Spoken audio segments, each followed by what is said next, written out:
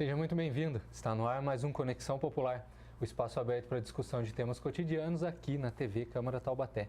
E como sempre, aqui no estúdio para colaborar nos questionamentos, a jornalista Tânia Vinhas e o Júlio Rocha, que é chefe da TV Câmara. E o tema do nosso programa de hoje é o Código de Defesa do Usuário do Serviço Público, o CDU. E para falar desse assunto, a gente recebe Jaime Rodrigues de Faria Neto, que é procurador-geral do município de Taubaté. Tudo bem, Jaime? Tudo bem. Bem-vindo aqui à TV Câmara, é um prazer receber você para a gente falar desse tema que é ao mesmo tempo importante e novo, né? Sim, agradeço a oportunidade, é bom esclarecer para todo cidadão a importância dessa nova lei que também vem tratar de um direito do próprio cidadão. E o Código de Defesa do Usuário do Serviço Público, né, ele foi instituído pela Lei 13.460 de 2017 e entrou em vigor dia 22 de junho de 2018, ou seja, há quase um ano. Né?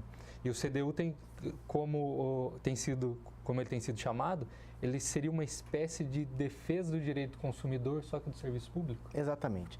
A intenção do legislador ao instituir essa lei é permitir que o cidadão tenha mais acesso ao serviço público, seja diretamente como usuário do próprio serviço público, ou seja como um agente fiscalizador também, ainda que indiretamente. Então, esse cidadão ele vai efetivamente exercer uma participação, um controle ainda que indireto, porque é instituída também uma comissão, e é resguardado a ele também uma defesa dos seus direitos perante a utilização do serviço público.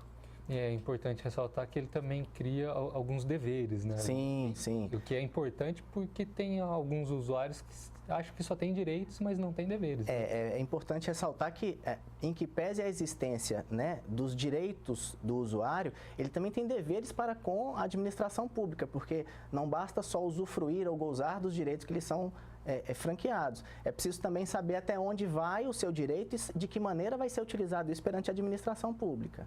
E esse código, então, seria melhor para quem está aí, o município, o cidadão que quer exigir os seus direitos, ou é melhor, então, para o serviço público mesmo, para garantir o que ele pode e o que ele não pode, como lidar nessa situação? Melhor para quem? Eu acho que na nova tendência de transparência, né, que rege os atos da administração pública, eu acho que é uma via de mão dupla.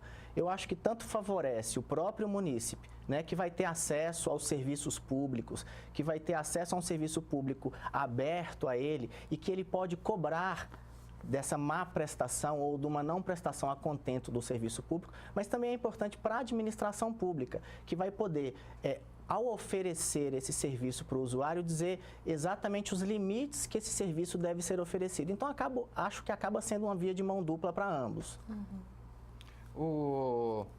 Tem uma série de adequações que os municípios e estados teriam que fazer, inclusive criar vários mecanismos para a pessoa poder classificar a qualidade do serviço. A prefeitura aqui já está fazendo essas adequações? Sim, mesmo antes da vigência da lei, que foi em meados do ano passado, no âmbito do município já existia a ouvidoria, que era um dos órgãos que se exige a lei para permitir esse contato direto entre o cidadão, quem utiliza o serviço público, e o próprio administrador, para dizer até onde o serviço está sendo mal prestado, enfim, é um contato direto. Então, a criação dessa ouvidoria já é anterior à vigência da lei, apesar de que a lei trazia essa exigência. As demais exigências da lei, o município já está providenciando, mesmo porque houve um período de adequação, né? São diversas situações, inclusive os próprios cidadãos precisam formar uma comissão de fiscalização de cidadão, que é um conselho de usuários, ele precisa também formar isso. Então, demanda agora também que a sociedade civil, injuntamente com o poder público, se ajuste para poder cumprir todas as metas que a própria lei estabelece. Esses conselhos serão criados por área?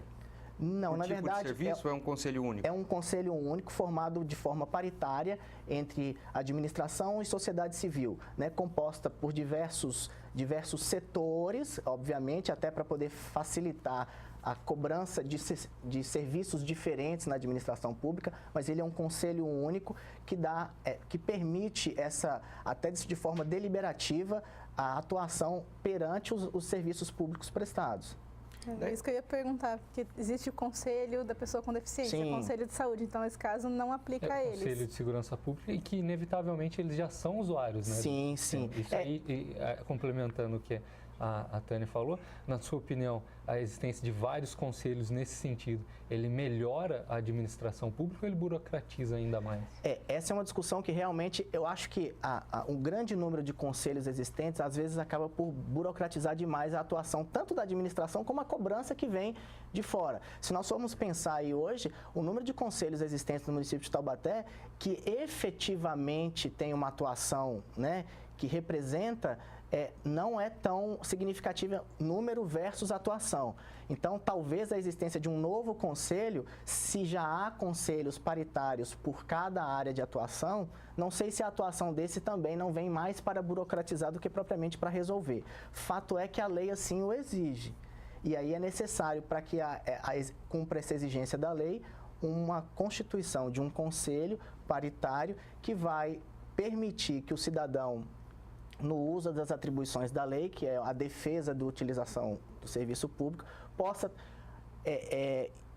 resolver algumas situações que ficaram eventualmente pendentes e até mesmo cobrar da administração. Ele tem um poder não só deliberativo, mas incisivo bastante perante a administração. Então, não sei se a intenção do legislador ao estabelecer a obrigação desse conselho tenha sido, olha, eu preciso de um mecanismo que dê a esse usuário do serviço público, não especialmente o idoso ou a criança adolescente, mas um contexto geral, cobrar especificamente dentro das atribuições da lei do serviço público. Talvez tenha sido essa a intenção do legislador federal. Porque além do conselho, o mais interessante é que vai além da ouvidoria, né? Vai. Você vai criar uma classificação, por exemplo, inclusive para empresas que prestam serviço a nível de concessão, né? Por exemplo, empresa de ônibus. O usuário, ele vai classificar